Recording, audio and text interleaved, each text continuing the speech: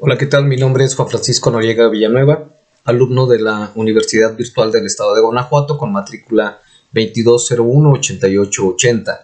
Este video es parte del reto número 2 denominado La personalidad y su validación ante el registro civil, correspondiente al módulo de personas y familia de la licenciatura en Derecho. Mi asesora educativa es la maestra Cintia Montserrat Zacarías López. En este reto se realizó una investigación sobre los atributos de la personalidad y las actas expedidas por el registro civil, de tal suerte que desarrollaré en primera instancia 4 de los atributos de la personalidad, siendo estos el nombre, el domicilio, el estado civil y la capacidad, para concluir con la explicación de en qué tipo de acta podemos encontrar cada uno de estos atributos y una pequeña conclusión del tema. Iniciaré comentando que la personalidad es un rasgo distintivo de los seres humanos.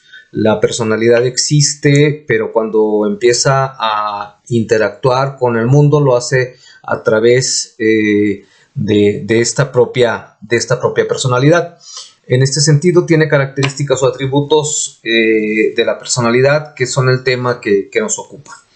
Por lo que respecta al nombre de las personas físicas, este se adquiere por reconocimiento de los padres y se legaliza en la inscripción del registro civil, mientras que el nombre de las personas morales se obtiene en un acta constitutiva que las crea y la capacidad jurídica la obtienen en la inscripción en el registro correspondiente. Las personas morales adquieren su nombre a través de un trámite realizado ante la Secretaría de Economía, denominado autorización de uso de denominación o razón social. Cabe señalar que referente al nombre propio de las personas físicas, este puede ser sugerido por el oficial del registro civil en algunos estados de la República, según se establezca en los propios códigos civiles locales, y se complementa por los apellidos paterno y materno, siendo la costumbre que sea el apellido paterno primero, pero con la posibilidad legal derivada de los códigos civiles de cada estado también, de que se anteponga primero el apellido materno. En lo que respecta al domicilio de las personas físicas, como atributo de la personalidad, es el lugar en donde residen habitualmente. Según el artículo 29 del Código Civil Federal, establece que se presume que una persona reside habitualmente en un lugar cuando permanezca en él por más de 6 meses.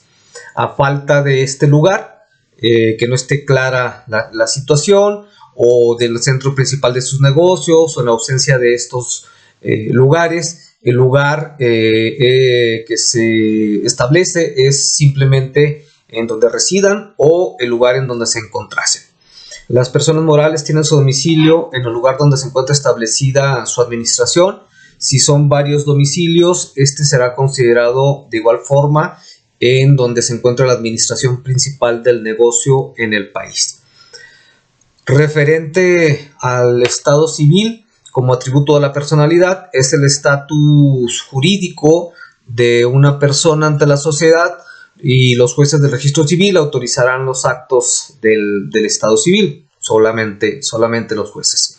El estado civil solo se comprueba con las constancias relativas del registro civil. Ningún otro documento ni medio de prueba es admisible para comprobarlo, salvo algunos casos expresos exceptuados en la ley, o expresamente exceptuados en la ley.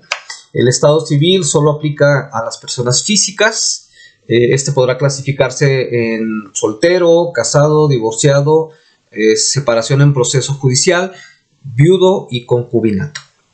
Para establecer el estado civil adquirido por los mexicanos fuera de la República, bastará con presentar las constancias de los actos relativos, sujetándose a lo previsto en el Código Federal de Procedimientos Civiles, y siempre y cuando que se registren en la oficina que corresponda del Distrito Federal o de los estados. El siguiente atributo es la capacidad. Como atributo de la personalidad, es susceptible de derechos y obligaciones. La capacidad jurídica es igual para el hombre y para la mujer. Según se establece en el Código Federal, la capacidad de las personas físicas se rige por el derecho del lugar de su domicilio, es decir, donde tenga su domicilio especificado la persona. Podemos dividir a la capacidad como atributo de la personalidad en capacidad de goce y capacidad de ejercicio. La primera se refiere a la aptitud de tener derechos y obligaciones. Esta se adquiere cuando se nace y se pierde por la muerte. Existen algunos grados de incapacidad de goce derivados del impedimento de ser titular de uno o más derechos determinados, y estos son el grado mínimo al ser concedido pero no nacido en los menores de edad, ya que existen restricciones pues, por la propia minoría de edad, y en los mayores de edad cuando no tienen pleno uso de sus facultades mentales. Relativo a la capacidad de ejercicio, es la aptitud. Esta cambia, la anterior era la aptitud de tener, y esta es la aptitud para usar derechos y obligaciones.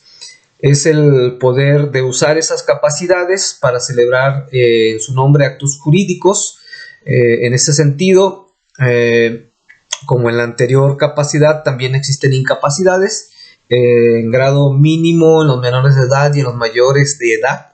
Aplica en el mismo sentido que el anterior descrito, es decir, no el grado mínimo al ser concedido pero no nacido. En los menores de edad existen restricciones por la propia minoría de edad, y en los mayores cuando no tienen uso pleno de sus facultades mentales. Finalmente, las actas en las que se presentan los atributos antes citados son en el atributo del nombre, según el Código Federal, es en el acta de nacimiento, en el acta de tutela, en el acta de matrimonio, en el acta de divorcio y en el acta de defunción. El atributo del domicilio se establece, según el Código Federal, también en las actas de nacimiento. Si el nacimiento ocurre en un reclusorio, el juez del registro civil deberá sentar como domicilio del nacido el Distrito Federal.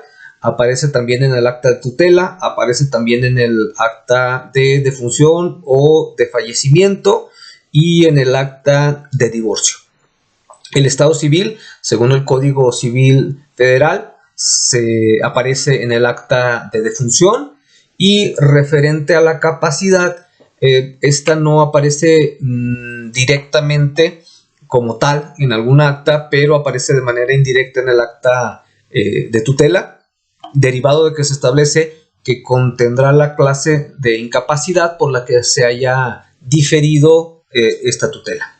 Finalmente, considero que la importancia de la personalidad jurídica radica en que desde Aristóteles él se planteó con el término del San Politikon, que se aludía a la naturaleza política y social del hombre para crear sociedades y posteriormente ciudades. Entonces, a través de la existencia de la personalidad es posible desarrollar pues, actividades sociales, económicas, políticas, de forma regulada y controlada. La personalidad jurídica hace referencia a lo que un ser humano es en relación con el conjunto de los demás seres humanos desde el punto de vista del derecho y la legalidad. En síntesis, o para concluir, es un aspecto básico en el que se establecen en gran medida las relaciones sociales hoy en día, y por ende creo que es un principio fundamental y un concepto fundamental en el Estado de Derecho. Muchas gracias.